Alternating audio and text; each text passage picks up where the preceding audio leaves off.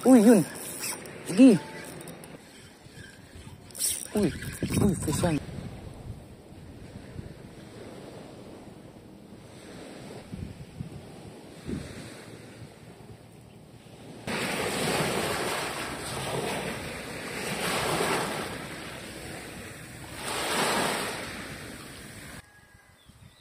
Magandang hapon mga master. Nadayo kami sa malayong spot ngayon. May kasama nga pala ako ngayon. Nandun na sila. Nakakapit bahay ko pa rin. Nakasama ko nung nakaraan. At may field test tayo na lure mga master. Ito. Yan. From Kingdom Fishing. 7 grams na lure mga master. Let's go.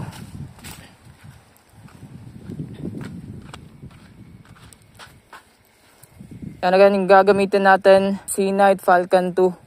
Medium light na tip yung ginamit ko. Reel natin, Seanite Rapid 2 3000 HX. Braided line, Seanite Triposeidon na 8 pounds. Tapos leader line natin, Casking Covert na 20 pounds. Yan yung gagamitin natin, Kingdom Lure. 7 grams mga master. Tara.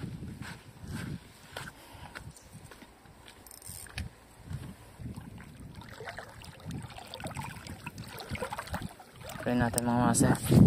Hagis.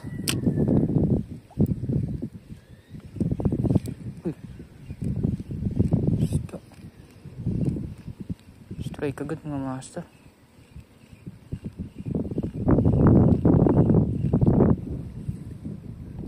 Sayang. Strike agad.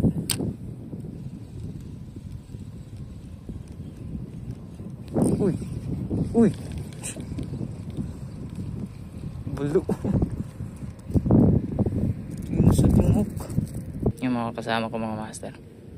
Para kaming nagtutournament dito. Hindi na pa kami ini-strike ng balo. Lahat kami ini-strike ng balo. May malaking isda dito mga master. Yun. Uy.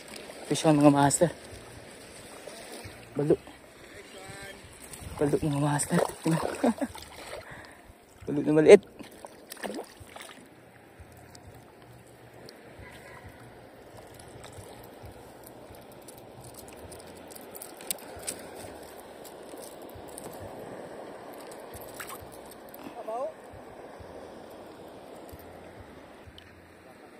Yan ang mga master. Ayos na din to. Keep natin to. Talin natin dito. Kingdom Lure, 7 grams. Tusok talaga yung ano. Tumusok talaga sa kanya yung hook. Wala. Ayan na. 1-0.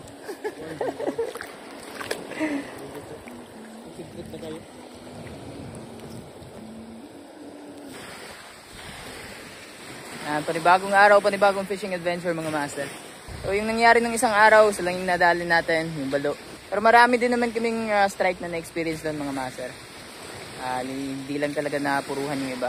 Ganun talaga mga master, di din kasi namin kabisado yung spot. First time lang namin doon. Yan, ito yung spot natin mga master. Ang ganda dito mga master. Wala man ng puno to mga master, pero matinik siya. You know? Matinik mga master. Ito yung puno to. Yung dahon naman niya parang ipil-ipil. Yung klaseng puno yun. Yung spot natin.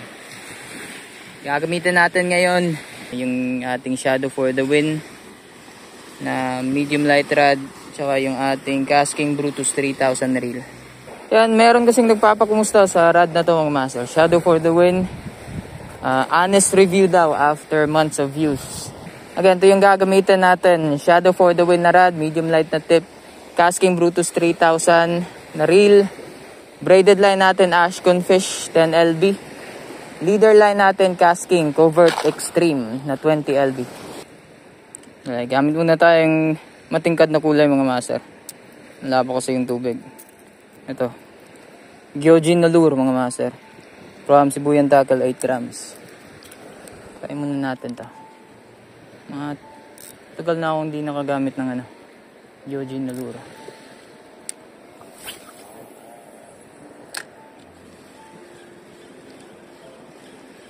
Uy. Yun mga master. Uy, sayang. Wala. Uy, yun. Sige. Yan, fish on mga master. Uy, malaki to. Parang balagbag yata. Uy, di lumalaban ah. Di lumalaban.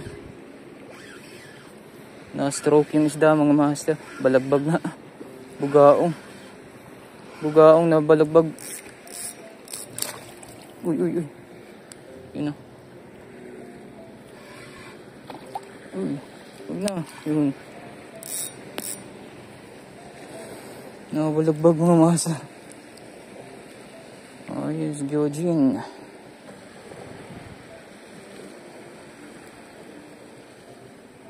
Yun o. Naka-stroke nga siya. Nakabalagbag kasi. Agis pa tayo, baka meron pa. Sana naman talakitok.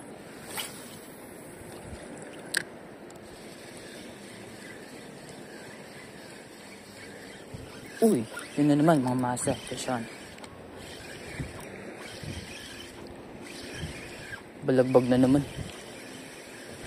Ay hindi. Maliit na bugaong. Yun na. Aray. Ang tama niya. Napakalambot talaga ng tip ng mga master. Shadow for the win. Kahit maliit lang. Nagbe-bend talaga. Release natin. Bye-bye.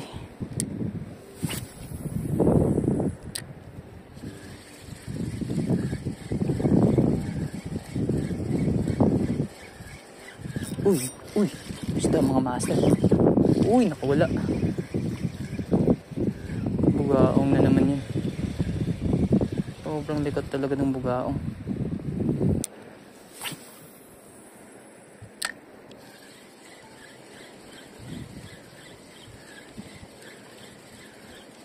Uy, strike. Uy, yun na. Maliit lang to.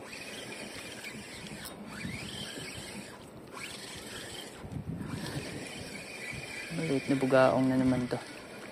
Yun na nga. Yun o.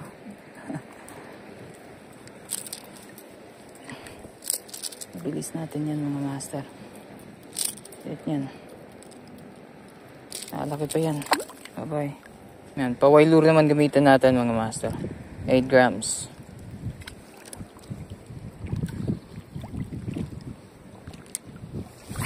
Agis. Mamaw. Isang mamaw lang.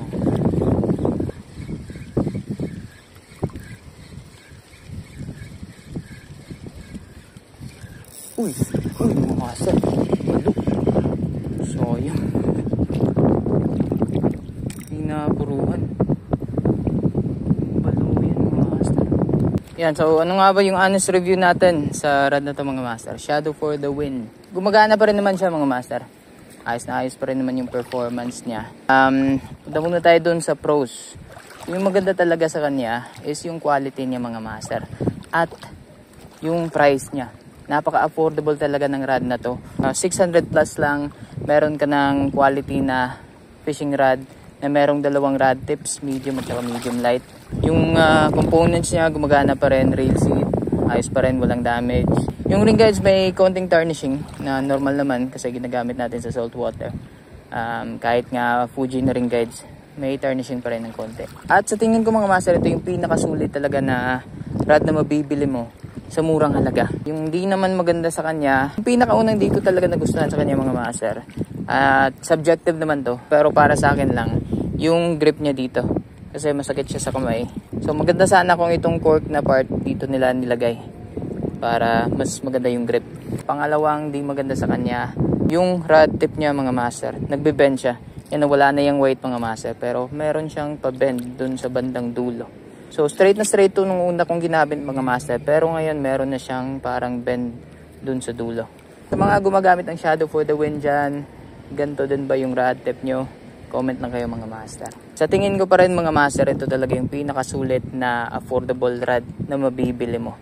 Specifically itong combo na to mga master, yung reel natin, again, Kasking Brutus 3000. Kasking mga master, yun yung pinaka-trusted brand ko talaga. Napakaganda ng innovations nila at napaka-affordable din ng mga fishing products na lahat. Ito naman Casking Brutus mga master, di lang talaga to saltwater rated.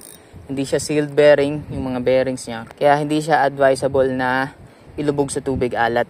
Kung malublob man sa tubig alat mga master, kailangan mo siyang baklasin, linisan at lagyan ng oil or grease. May mga video naman sa YouTube mga master na pinaklas tong Casking Brutus na reel.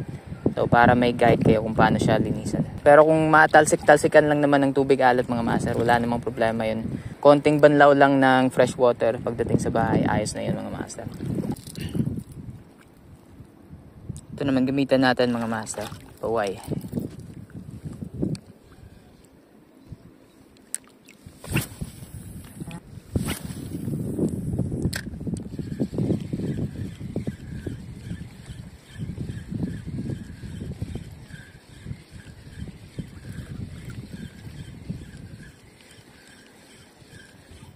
Uy, fish yan mga master. Ano yun?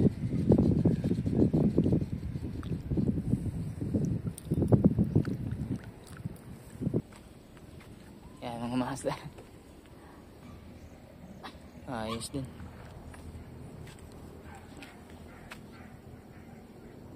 Daalin natin kanina, bugaong. Again, Shadow for the Wind na rod, Casking Brutus na reel. Kita-kits mga master hanggang susunod ng mga fishing adventures natin.